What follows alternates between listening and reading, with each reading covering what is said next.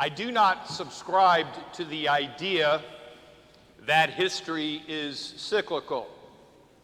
History moves in a straight line from the infinite past to the infinite future.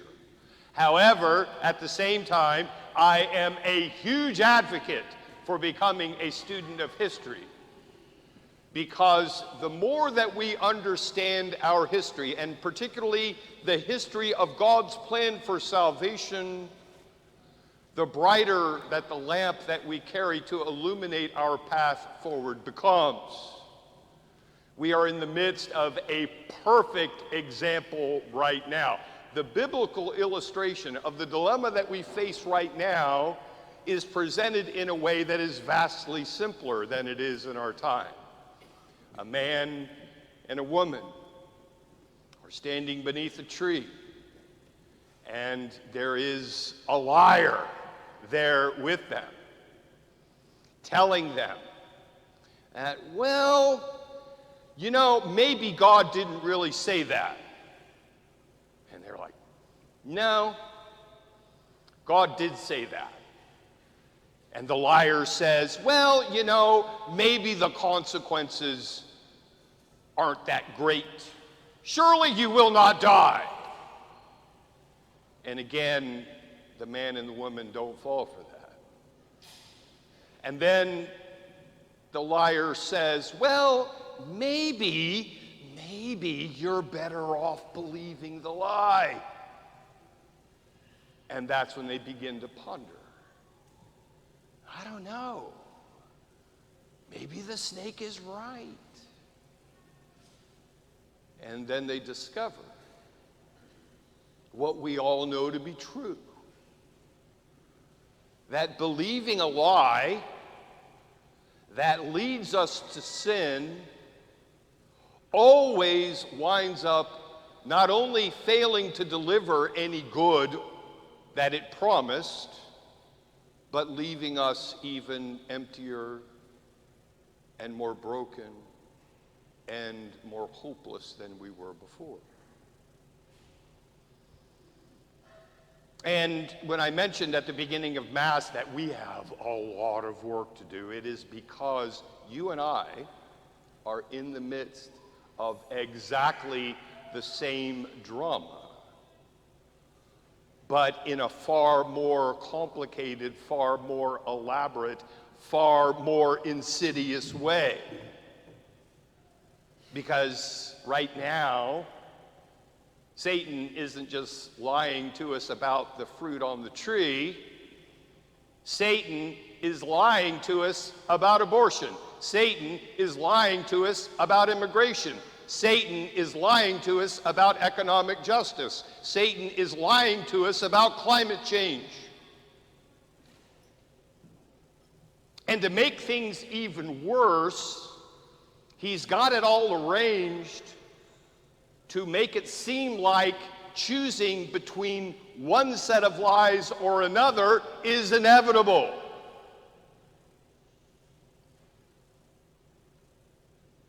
And he says, well, you know, that lie is obviously not as big as that lie. And so obviously you're going to choose the little lie over the big lie. Right? And here's the great insight that I want you to go home with today.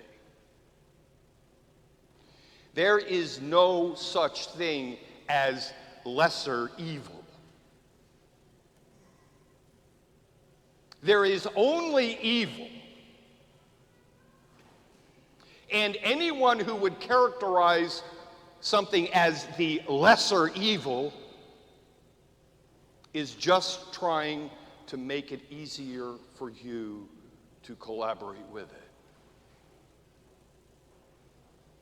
And the result of failing to conform to the truth in every way is what has produced an environment in which conflict seems inevitable.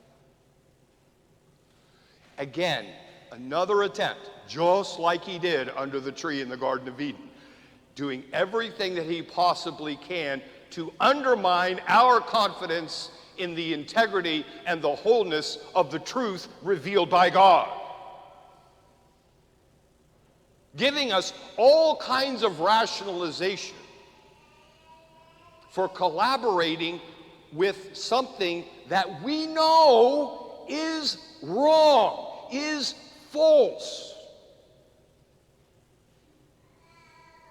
And then coming back later to say, well, you know, the anxiety in you, or the stress in you, or the conflict in you, the anger in you, the tendency to violence in you, well, that's all par for the course. That's just the way things are.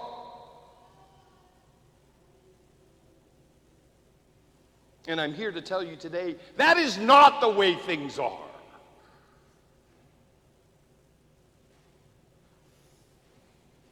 This world is God's world. And there is no event in history, no person in history who has ever had the power to overturn that.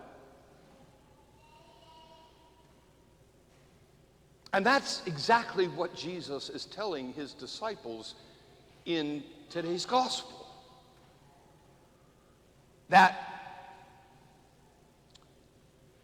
it is better. And he uses a rather disturbing metaphor because, again, don't misunderstand our Lord. He is not advocating mutilation.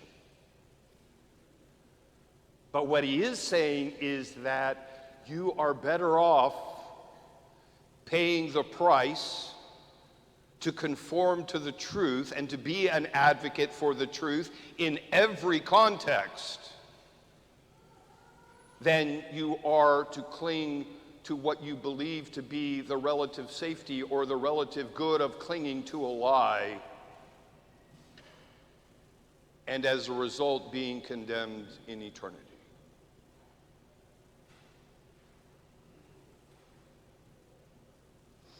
I don't dispute the gravity of the struggle that we all face right now. But at the same time, remember what the Lord said. The gates of hell will never prevail.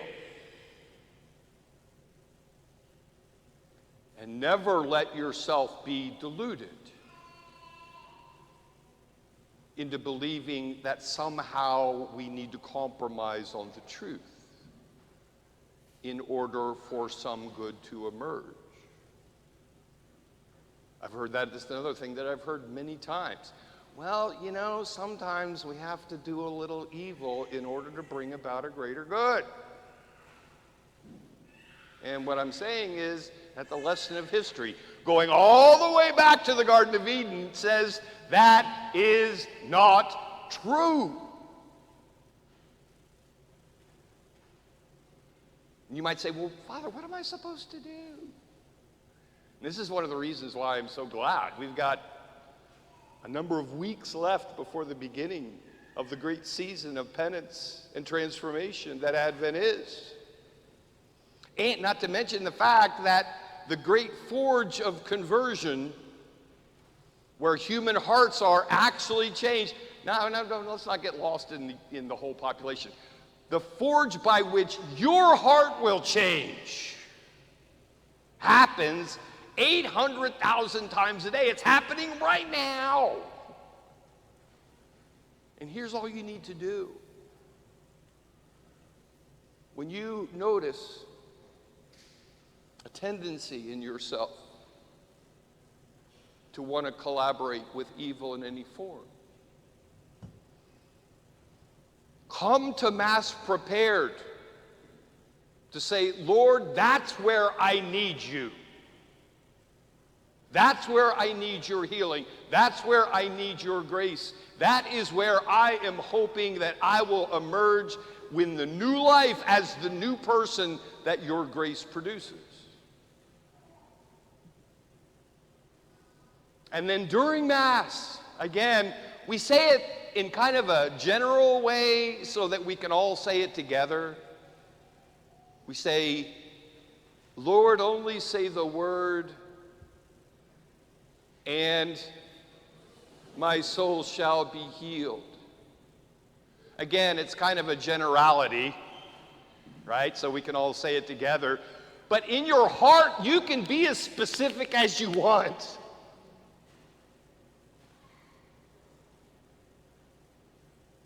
And you can name the place in your life where, Lord, I am really struggling to uphold the truth. And I need you right there. I need your truth. I need your wisdom. I need your mercy. I need your perseverance. And I need your holiness, Lord. And he will come. He will bestow his grace upon you. And your heart will change. Your heart will change in a way that you can never accomplish on your own. That's why we go to Mass. And it will amaze you. Because the longer you stay with it, the longer you stay with that commitment, Lord, I'm going to bring my specific personal intention to you.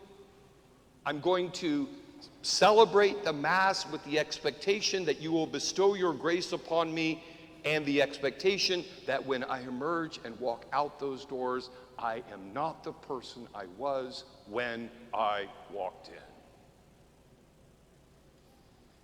By your grace, I will become a clearer and more confident witness to the power of your truth in a world that is so filled with lies. To be a witness to your mercy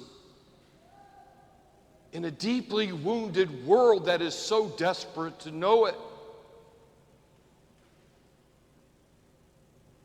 And I will emerge radiant in holiness in a world that is so lost in self-interest.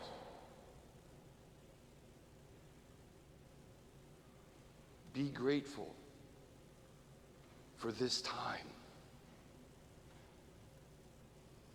This is the exact type of era in history in which great saints are produced.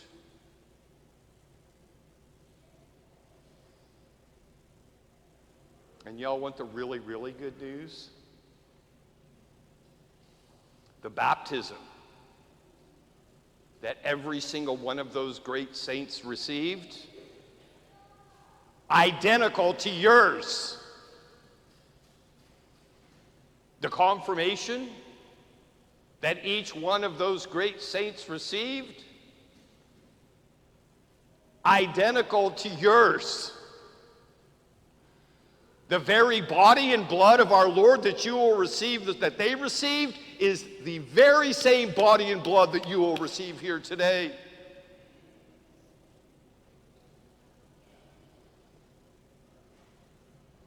And the only challenge that we face is, Lord, I'm going to go back out there, and I'm eventually going to find myself standing underneath that tree with my neighbors, and I'm going to be listening, and they're going to be talking to the snake, and the snake is going to be talking to them, and I'm going to be tempted, Lord. I'm going to be tempted to say, well, yeah, I think they're right. I think maybe the snake is right. And then day by day, by day, you will emerge with a stronger heart and more ready to cling to the truth and to be the presence of that truth in the lives of everyone you meet.